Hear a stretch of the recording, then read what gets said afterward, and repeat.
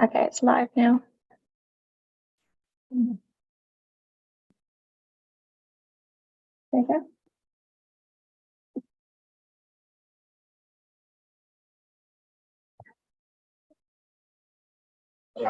I'm distracted. I don't know if you're monitoring the press, but I'm the chair of the Invercargill City Council's Audit and Risk Committee, and the issues are getting hot down there over. You have to read the papers, you won't know what I'm talking about. So you can, it's all on the topic at the moment. So thank you for that, staff, and definitely we had a chance to meet with the auditor, and as I said, that's an unreported part. We were in adjournment, so actually I should re-adjourn the meeting, and that was useful for us to do. So what I'd like us to do is look at the recommendations with the view that we would move to it. I think it's fair to say, and I just want to check, as a committee, we probably moved ourselves. Don't believe that we need a workshop on the annual report. It's better. Karen's offered that, but I think we're in a position. That's not perhaps cheap. I know Alistair's there. I'm probably there, but Martin and Melissa, what are your feelings? Yeah, I agree. You agree? Okay. You can handle it, Melissa. There's a meeting you don't have to have. Karen, is that okay? But okay. So look, that means. I'll just go back and find our recommendations. Which is that we would recommend to council that they adopt the 21-22 annual report. So that stands. To be honest, we haven't looked at the summary, but I'm going to make a very good assumption the summary is right. I will check that. We say we delegate to the Mayor and the Chief Executive to correct minor and grammatical errors. I'd like to suggest at this point that actually be deleted, and I'll come back to the reason why. And it says that we delegate to the Mayor and the Chief Executive to sign these reports. Can I suggest a change, please? I know we've written this as we go, that we recommend the Mayor and the Chief Executive sign these reports. I don't think we've got the decision-making ability to delegate to them the actual signing. We are recommending to them. We're recommending the council that the Mayor and the Chief Executive sign. And there's an additional recommendation, which is partly why I get rid of the correct minor and grammatical errors.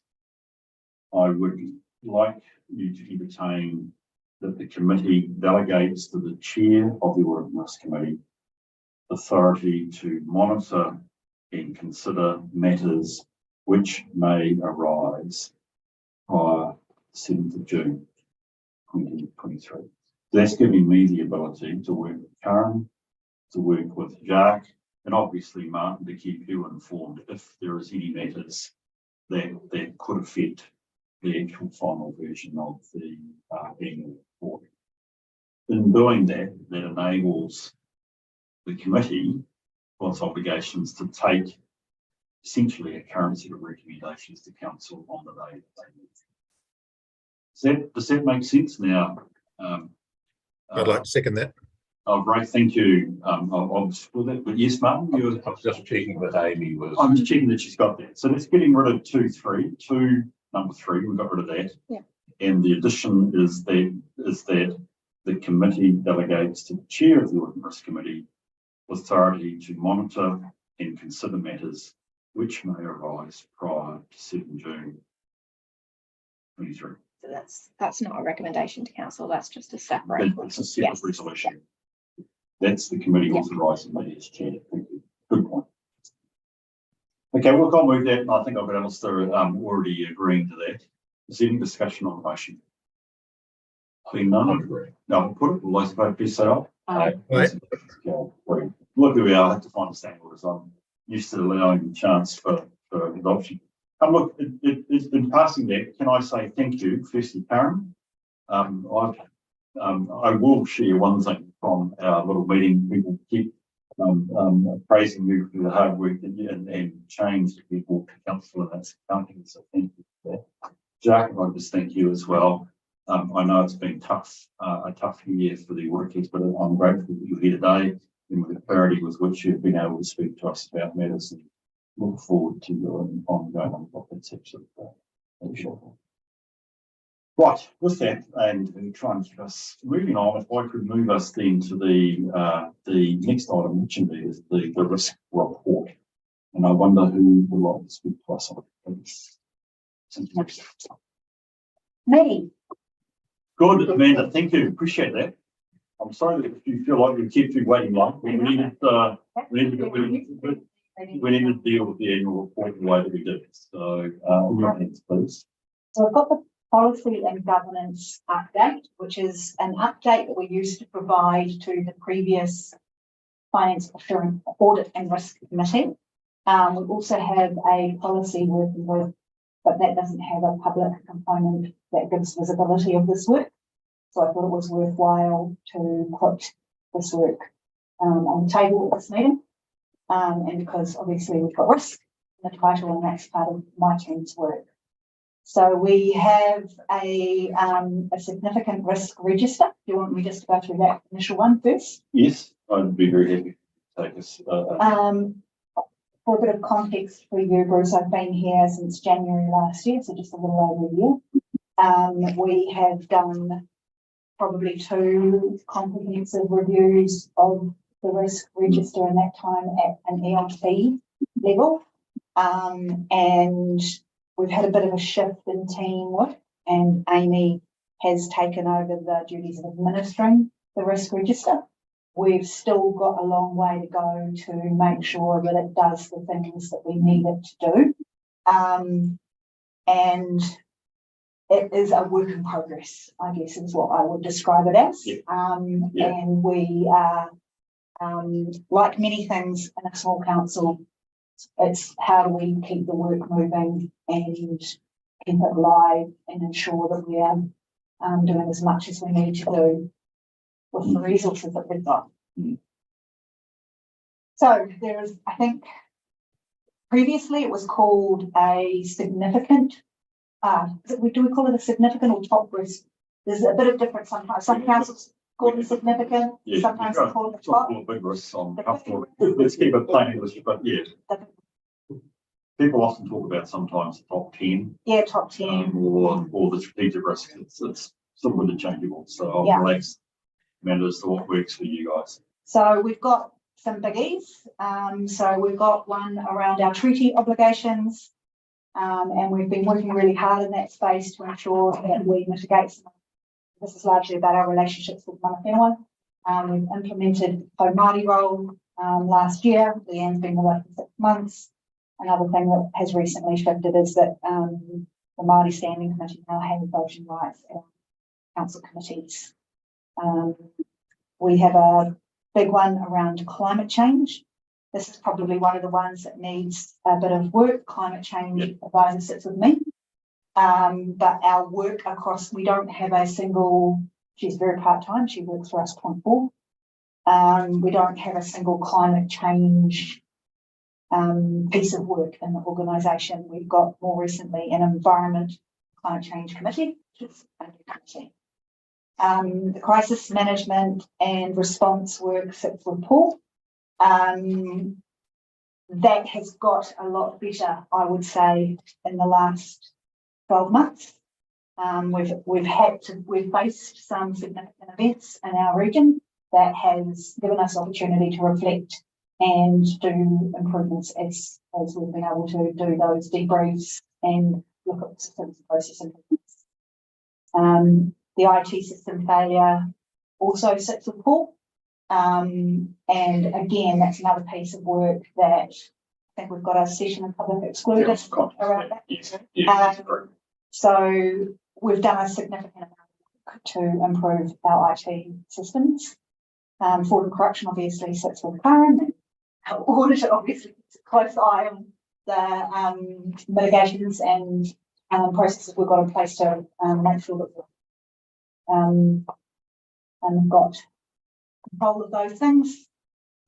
Legislative and regulative reform sits across probably the whole organisation, and we've got major issues for us as a small council with both building RMA reform and affordable waters reform are the two big ones, plus the future conversations like federal government as well, obviously. So social license to operate and reputation is another one that is pretty significant for us. We use a resident survey as one of the measures to gauge our social license and our reputation. We've taken a significant hit in recent years to that situation. We don't have a huge amount of resources to address that.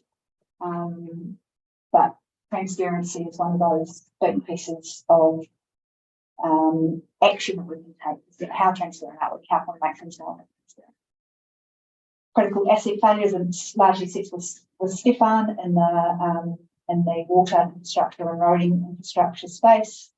And we've had a continual underinvestment into our assets over a number of decades. Like many councils are faced with this as a real risk.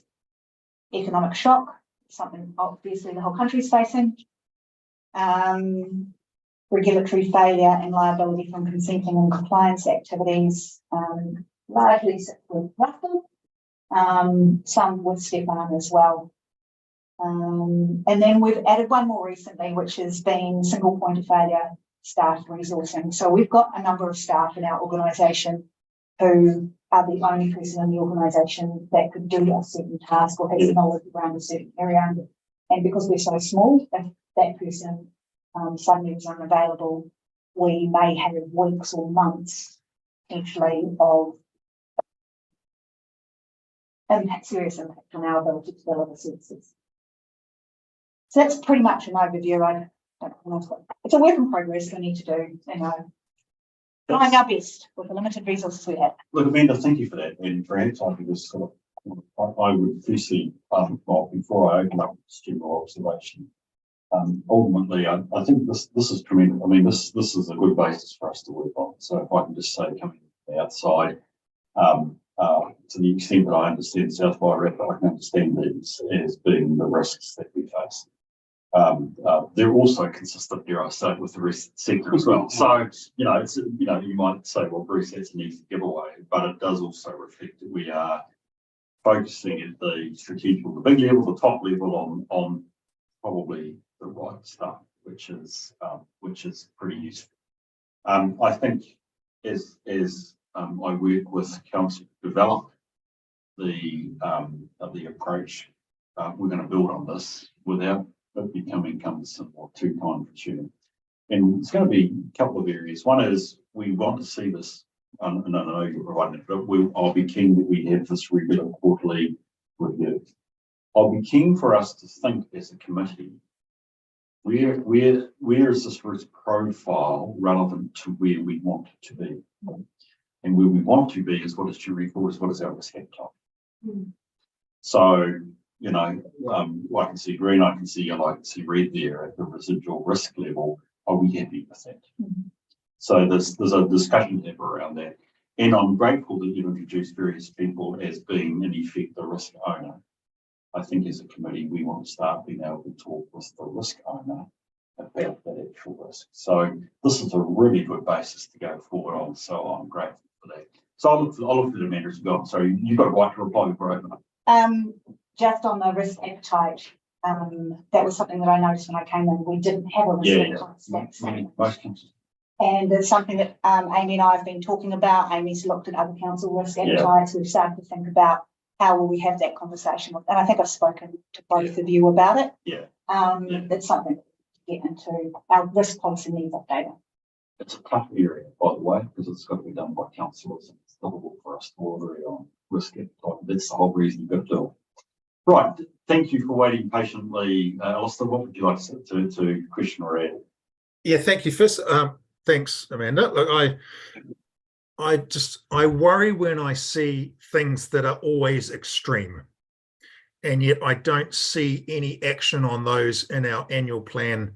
If looking at this document, what you are telling me is that in your department, the biggest risk to council is Maori representation. Now, you and I both know, but according to this risk register, hang on, It's let me not, finish. it's not in a risk order, sorry. I know, but I'm just looking at your department, not the whole council. I'm looking at your department.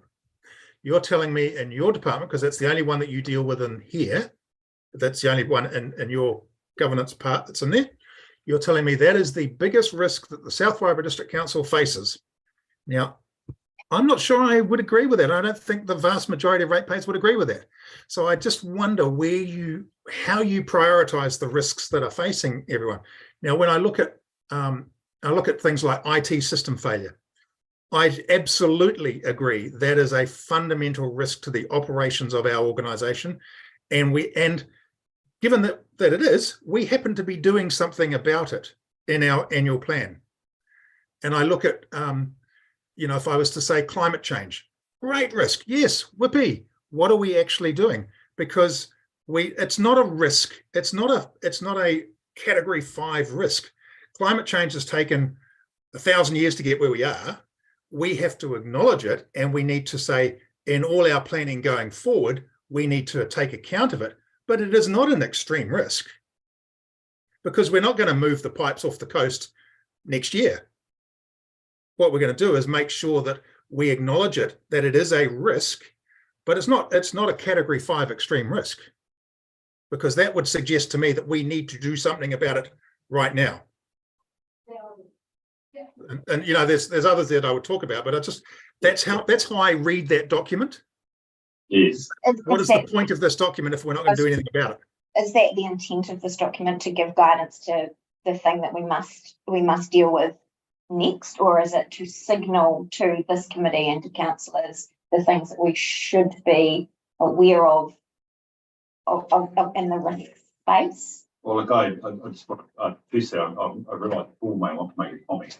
He had a hand up, but I would like, in a sense, Amanda, to respond to it if I could, Melissa, because I don't know how you develop this other than I'm saying I would agree with these as being most likely to be big risks for South Wairarapa, and then I'll form stronger views the better I get to know you. Yeah. But will Amanda go first, or you go first, Paul? My only comment was that we are going to have independent risks, things that are tangible, that we can easily define, that are easily actionable, but we're going to have risks like climate change that cut through every area of operations. And it's the impacts upon climate change, and as Alice pointed it out, that affects all of our infrastructure assets in the event of a major weather event, etc. So that it's the situational issue there that makes something extreme, rather than something independently that would cause it to be extreme in the first place. Just in reply to you, Alistair, these risks were the ones that were pretty much on the plate when I started. There's been a little bit of adaptation and that staff point of failure has been one that we've kind of elevated more recently. This is something that ELT have developed, and I think the last FAR had visibility of it. I mentioned it to them a number of times. We've never workshopped this. I think it probably requires a workshop. And yeah, and I don't have a problem with that. It's worthwhile. And we haven't had this committee set up to have a workshop, and whether it's an all of council workshop. The other thing I don't want to criticise you. I just want to say that I think this is a really good start. But I think this is a public document. The whole public are seeing this, and they're going to be going, "Oh my God, climate change is a risk. We're all going to die. It's a number 5 category." We need to bring balance into how we present things to the public and say, yes, this is a risk. This on the grand scale of things. Where does it sit on a really, really important thing that we can go out to the public and say, this is going to affect how we do our business and what's it going to cost you? And I think that's where we need to sort of bring a little bit of rationality into it. And I agree, you need to workshop it a bit more. Yep. So I'll speak to what's happened in Auckland in the last and the east coast of North Island in recent months, and there've been a number of deaths. And when you do a risk assessment, one of the risk outcomes is somebody going to die as a result of this? And when I looked at that and talked about that with ELT, there is a risk that somebody might, in the worst case scenario, we have a major climate change event and somebody could be killed. And so that's how that risk analysis is done. If you go down to the, well, actually, I don't know if I've included it. We've got a risk analysis like measure, and you have to do the like, what is the worst case scenario? Okay. What after we've done the mitigations, Okay. what does it look like? Accepting that, then my responsibility as a governor would be to say, what are we doing about it? What is the Absolutely. one thing that we must, if you say somebody's going to die, I would say, what are we doing now to mitigate it? Not away, what am I going to do over my next long-term plans and so on? If it's in a long-term plan over 4 or 5 years, it is clearly not an extreme. Yep. So that's when our emergency management stuff comes into play as well. Unconscious awareness and So stuff. it's just the ranking you give these things that perhaps cause panic. And so, oh my God, what are you going to do about it? Because that's the logical question that any governor will say is, okay, you've labelled this. What do we do right now to fix this?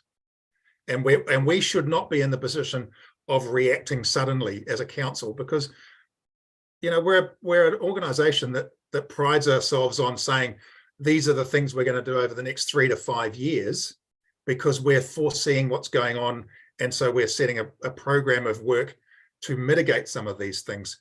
But if you told me that somebody's going to die crossing that crossing tomorrow, I would say, Tim, fix that crossing today. That's the sort of, to me, that's what a risk register should be trying to guide us on a little bit. Maybe I'm wrong. I don't know. I value your thoughts. I'm conscious, sorry, Nigel, I'm moved forward. I'm Russell. Russell, okay, Russell, right.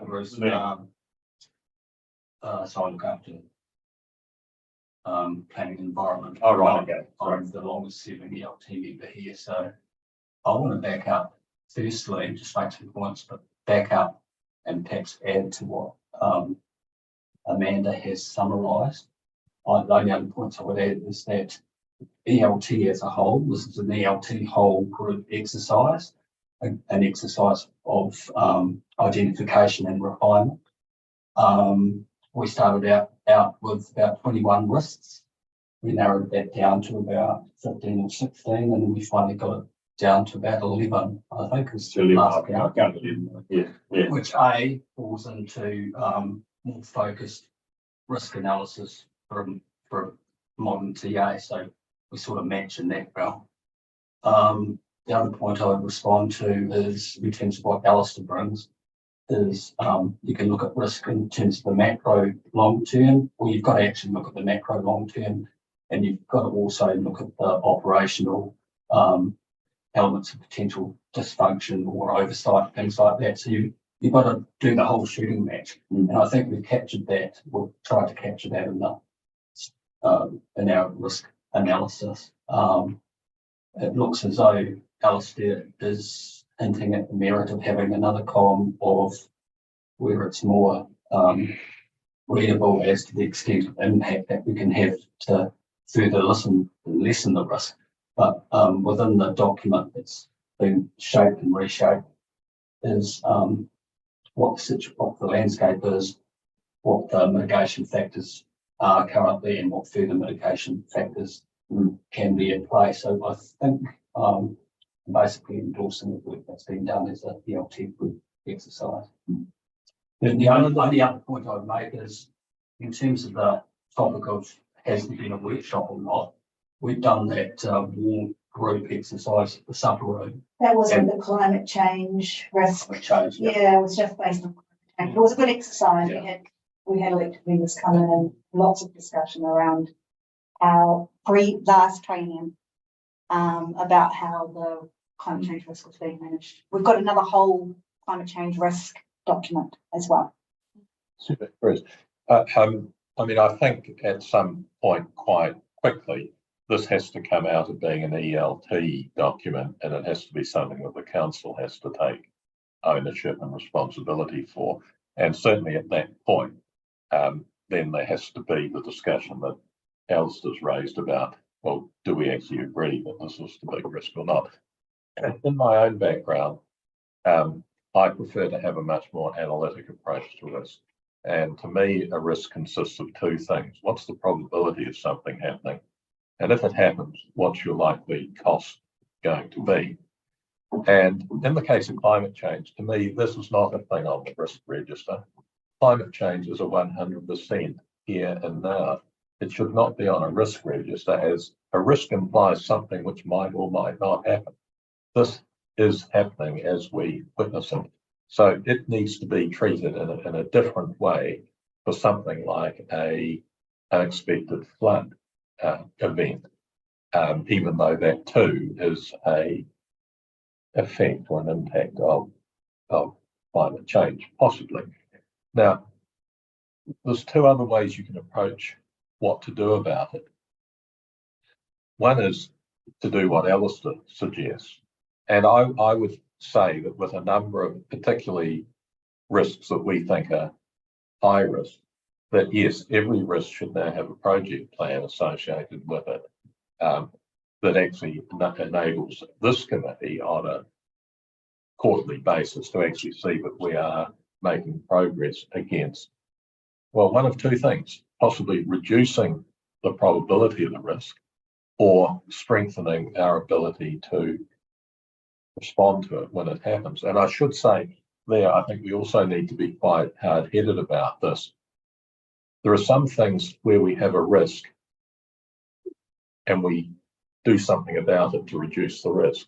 There are other risks that we know are out there, but we don't do anything. What we do is we make sure we are ready for when the risk happens so that we can respond to pick up the pieces. And if you like, we have ambulances and we have fences at the top of the cliffs, and we have to decide with each of these which approach is the right approach in our circumstance to the particular risk. That is basically what I'd like to say. Well, this is a very helpful conversation, because I think actually it's given me a good insight. We will have a rich discussion around the workshop. So there's a couple of things here that come into my mind and looking at this in terms of process. One, Martin, you are quite right that ultimately council is accountable for risk. But we can't look at all risk. I mean, essentially operational risk is ELT's problem. Yeah. We need to have a process and a system whereby we can have assurance that indeed operational risk is being managed. This is going to be within our ballpark. So we need to be confident and comfortable and determined that these are the case. Having said that, very grateful I got management's recommendation about what should be our big risk exercise.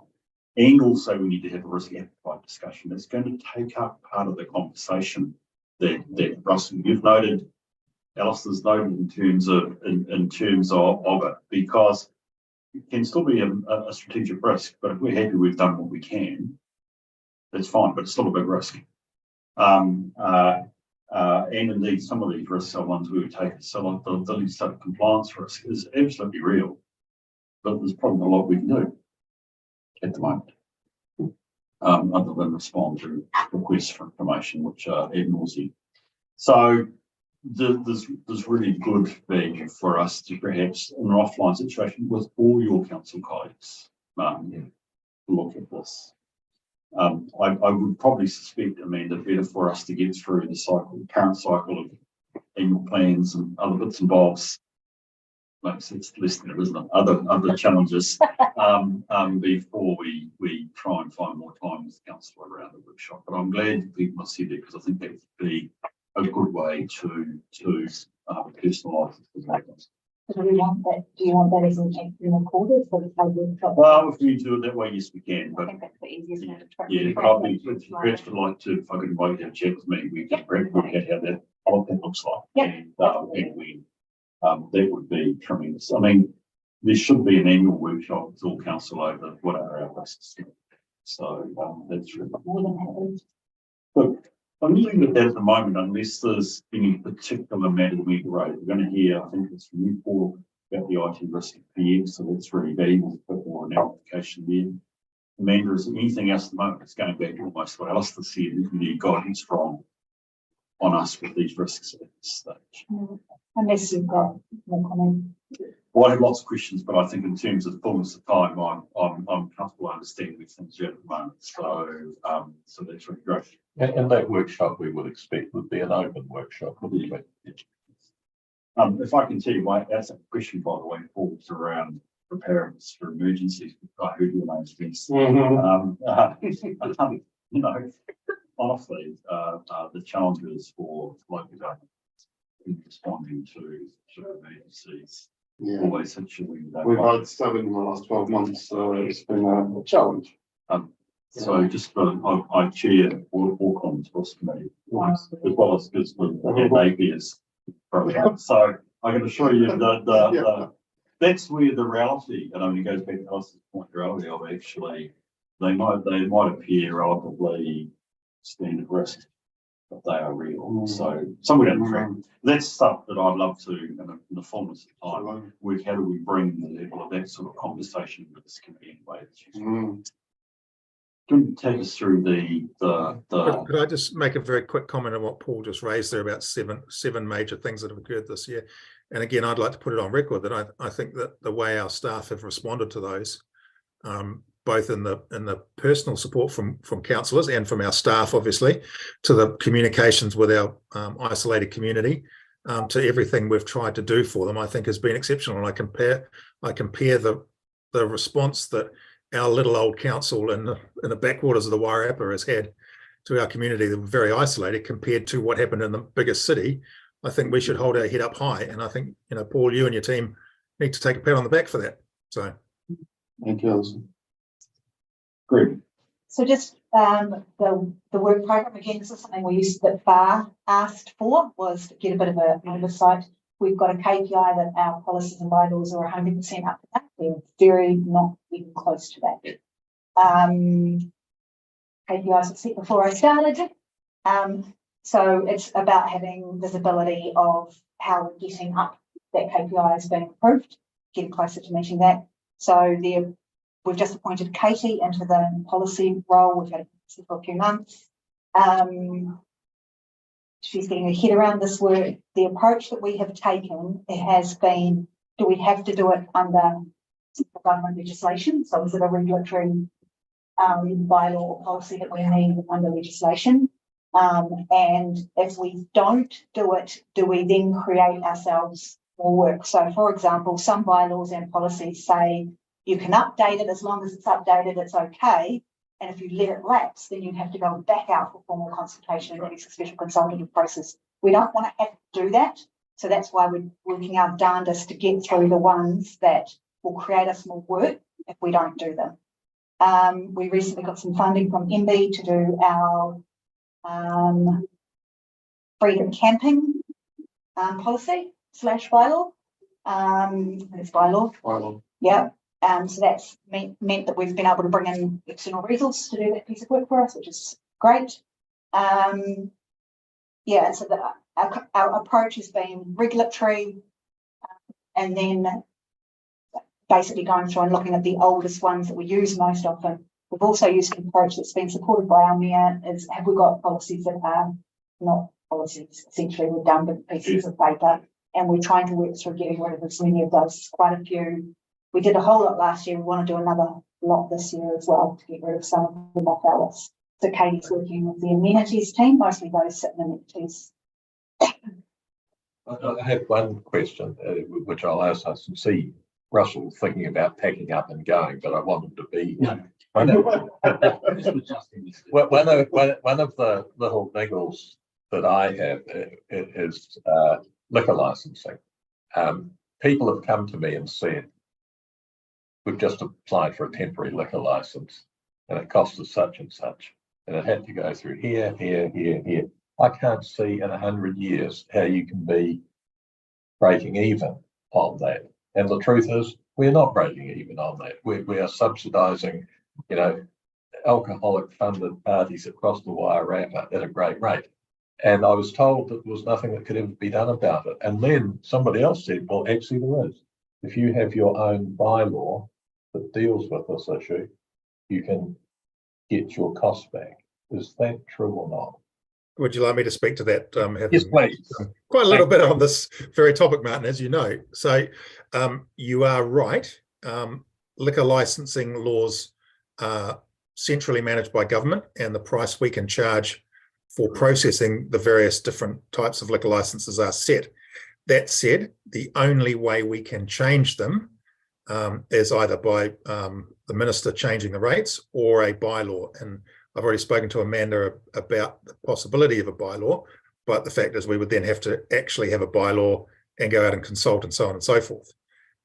So there is a liquor law going through Parliament at the moment, and one of the things that has been addressed in that is the charging regime for processing the liquor licenses. So at the moment, it's sort of more of a wait and see rather than preempt something that may cost us a lot of money to do and may not necessarily be required. So we should have an answer, hopefully, within sort of 3 to 6 months. Oh, brilliant. Thank you. Thanks, so. The other thing to note is that we do our alcohol work regionally, district-wide. So we do it with Masterton and Kyneton, and Katie's working on it right now. So that will, at the early stages, we've done a social impact assessment. I think has been done on alcohol or it's been done on gambling. We're doing both of them at the same time. And we'll be going up for formal consultation on that. This is one of those ones that if you don't change too much, you can just roll it over. If you want to change, you've got to go out for consultation. One of those changes here, as an example, is around vaping, isn't it? There's been So we've just done smoking. Yeah, so smoking's been done at the joint policy. So that goes through the joint policy committee, which Melissa sits on. Yeah, alcohol does too. We've got a wide local alcohol policy within the Act. That's very helpful and insightful. So I think looking at this, I wondered how up to date the schedule was. And I was going to be cheeky and say for those quarters, which year were those quarters for, given some of the due dates on the policy. Critically, the point that you've made, Amanda, is that you have got a prioritisation approach to giving these, which I think is reasonably important. Might be quite good if I could be rude just next time. Which can you put that in ascend or descending order of priority so that we know what's sitting there? Yep. Because I was looking for something like, I presume, the dog control policy, which is just about due. I wondered where you were at that, because again, that's one of those sorts of ones, because we quite rightly say we've tripped ourselves up with bylaw. Yeah, so the if we don't get dog that control on time. policy is being looked at. Yeah. Could I ask a quick question, Amanda? Sorry, about bylaws. And I'm putting my school hat on here. I'm not a bylaw expert. No, but it's it's sort of, okay. Well, policy management, I suppose, for want of a better term. In the schools, and Martin, you'll probably back me up on this. A lot of schools have now adopted a thing called School Docs, which is a nationwide school policy management system. Oh yeah. And so it basically automatically updates your policies based on latest legislation and so on and so forth. And it also has a review period built into it. So it brings them up for you. So you don't have to guesstimate. And I'm just wondering, where does local government, I would have thought local government would have a similar sort of system that is adopted across the whole country. Well, can I recommend you have a look at School Docs? I know what's, I've worked in Absolutely policy most of my brilliant career, management so system. I'm very familiar with that kind of approach. What we do have in local government is a Taituara shared group. So all the policy teams across the country are in an online group, and there's regular, we get to go to a online learning stuff, and there's an email group that you can. There's often, like on a daily basis, there's an email. Has anyone looked at their XYZ policy? We've got to review ours. What have you done? And the other thing that comes on top of that is Taituara keep us very up to date with legislative changes and the impacts that would have on your policies. And when there's anything major, they will run a 2-hour session on what you need to do. There isn't a library of docs that exists, which is exactly what you're talking about, a shared library. As far as I'm aware, I don't know if you know of one, Bruce. No. And the thing is, because we've got decision-making bodies, you're the decision-making body, it's not like we can just cut and paste. I don't know, you guys are the deciders. So I don't think... I would have thought across the country it would have been a much easier way to manage policies. Maybe you could invent it. Yes. But we don't want to talk efficiencies across the public sector. Absolutely not. I'm pushing to listen to Because the two don't match. if you needed some advice on, or advice, it's not the wrong word, if you needed some, input on your code of conduct, you could talk to me. I have a sideline hustle and investigation code of conduct. We're just going through our code of conduct. Seriously, I mean, I've just run a code of conduct workshop. I'm not, I should keep my independence, but I just want to reflect. Yeah, I can provide some help if there's struggle to get their code of conduct. Yes. so one of the issues that we have with code of conduct is that our last council, and this is, you know, in that risk space, adopted a new code of conduct December last year, the year before, and it was never adopted by our community boards. So our community boards are currently operating on the previous code of conduct, which is very, very old, 2016, I think, and not up to date. And we're working with one of our elected members, Aidan Ellams, who's part of this committee, to work with the community boards, because he was on the community board last training. We'd like the community boards and the council, my preference is that we have the same one. Because then process and comparison about behaviour and expectations is the same, rather than an issue occurring between a community board and a council member, for example, which just complicates them, which is what we've currently got. Brilliant. Thank you, Are there any other comments you'd like to make? That being the case, we've dealt a good discussion both around our risk, with some more work to do, and also just understand where we're at their policy, which is great. So the recommendations that we received the report, I'll move that from the chair. I just second, please. Thank you, Melissa. Any discussion? Being none, I'll put all those in favour, please say aye. Those against, it's carried. Thank you very much. Righty, that gets us to the Waka Kotahi report. And again, I wonder, is it going to be Tim going to speak to that? Thank you, Tim. Welcome for your patience. Appreciate your patience, like I say. I'll take it as read. There's nothing too contentious in it. So, any questions? Brilliant. Okay, that's sweet. That's a pretty straightforward report. We have comments or questions from the committee as far as it's concerned. I take it, Tim, the recommendations are not difficult to implement. No, they're only just minor technicalities. We have implemented some straight away. Some are a timeline to the end of the financial year.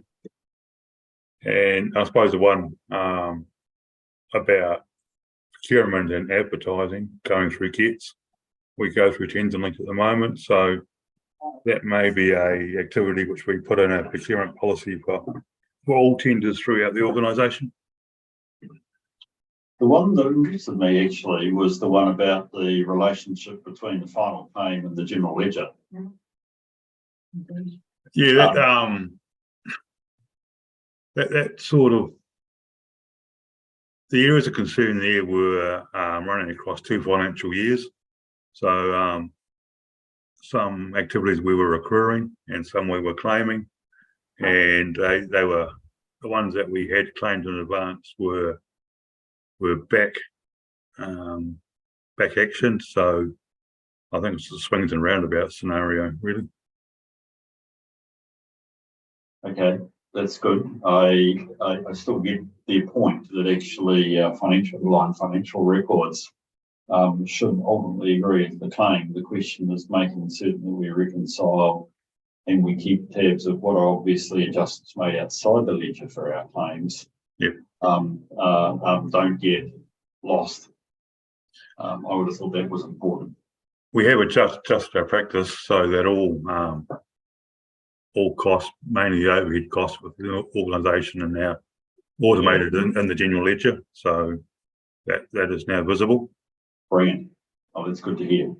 Yes, I was involved in the review of the report, and again, a bit before my time, but yes, we did. I worked with Tim on that.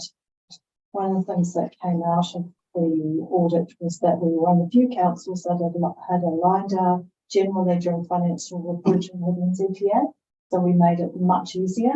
But yes, there was an issue with claiming around and accruals. And so there was just a timely issue and the was a bit better. Don't believe it was material, but it was still a point to improve upon. I take the point. I mean, they're not putting big flags here as far as I can see, Tim, but it was just one of those important things. And I mean, if I can accept the timing differences, but it's not to lose sight of claims that don't have any direct relationship with the ledger ultimately, or get lost in some way, so that we ultimately end up that way. Can you just explain the low cost program and whether we're on the right side of that or not? As in, we're doing what we can, getting payment we can. What was the problem there? The low cost, low risk is basically for renewal projects under that $2 million threshold.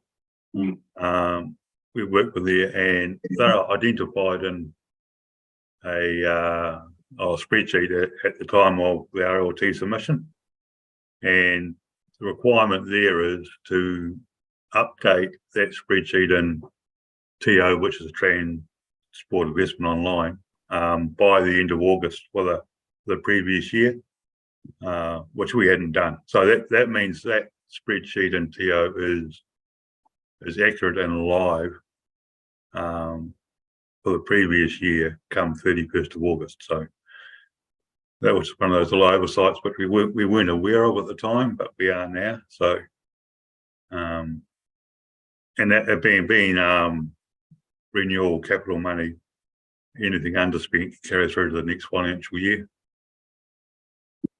Okay, good, thank you.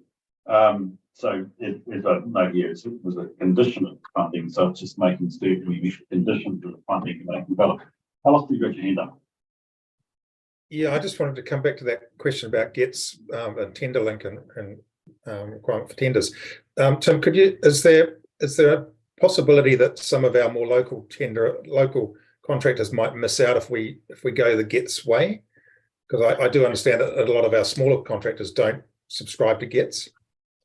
No, that doesn't mean we can't advertise elsewhere. It just means we've got to advertise in GETS and other avenues. So we can advertise in GETS, tender link, times age, whatever. So that's just a requirement that we hit GETS, but it doesn't stop us from advertising elsewhere. Okay, thank you.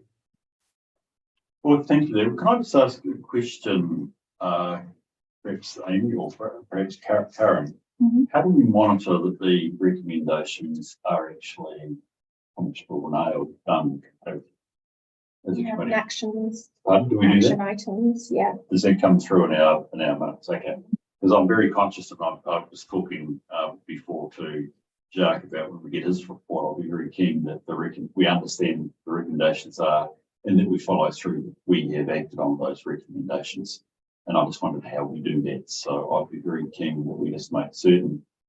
My experience would be we'd have a separate paper which would record outstanding recommendations, and that we as a committee would have the opportunity just to see if they are being dealt to in an appropriate time.